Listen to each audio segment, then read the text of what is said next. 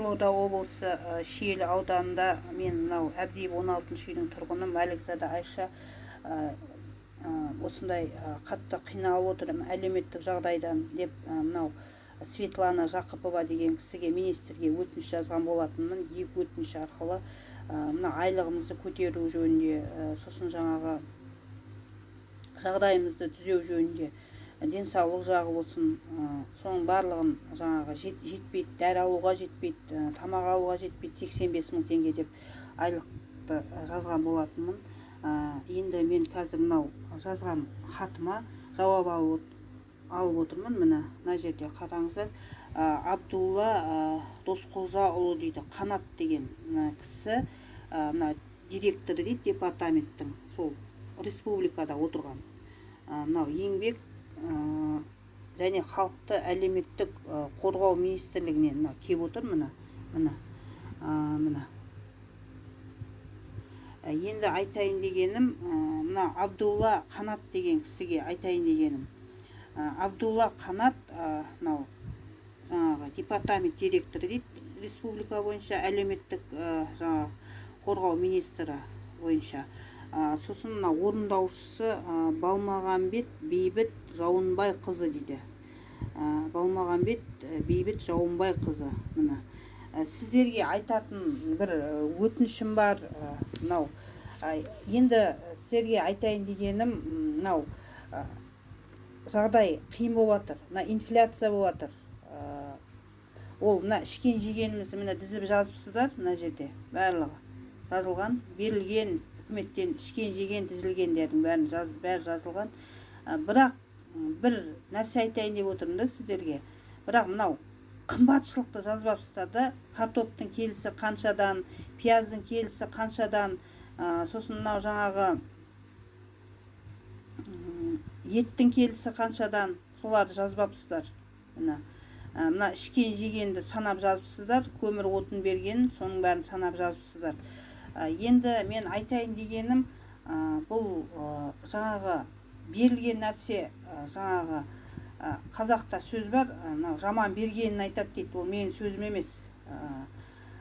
Мынау инфляцияға байланысты мынау айлықты көтеру жөнінде мен жазған болатынмын. 85 мың айлықты көтеру жөнінде жазған болатынмын. АЕСП шықпайды. 2 бала асырап отырмын, 2-ші топтағы инвалидпін деп, жұмысқа алмайды тұрақты деп, сот шешім шығарған деп жазған болатынмын. Мына жерге бергенді ішіп жегеннің бәрін дізіп жазып бердіңіздер.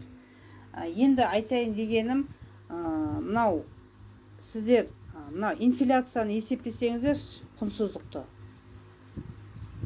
Мына офшордың ақшалары, инфляция, солардың бәрін есептесеңіздер, мына жерде бәрін дізіп жазып жібердіңіздер. Ішкен жегенді, алғанды бәрін.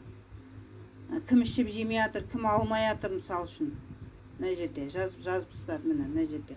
Пәлен ақша берілген, продукты берілген, көмір, отын берілген. Енді беруге міндеттісіздер ғой, өйткені тұрақты жұмыс істеуге жаңағы жарамайды, жұмысқа алынбайды деп сот шешім шығарғаннан кейін. Оны неменеге жазып отырсыздар мына жерге бәрін тіркеп?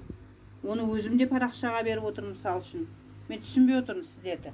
85 мың айлықты көтересіздер ма, жоқ әлде сол күйінше қала ма? Мен соны білгім келеді. Табысын арттыру дейді, жаңа 4-5 жұмыстан істесін дейді. Ол 4-5 жұмысты қалай істейді адам бір күнде? Сіздер ойладыңыздар ма соны?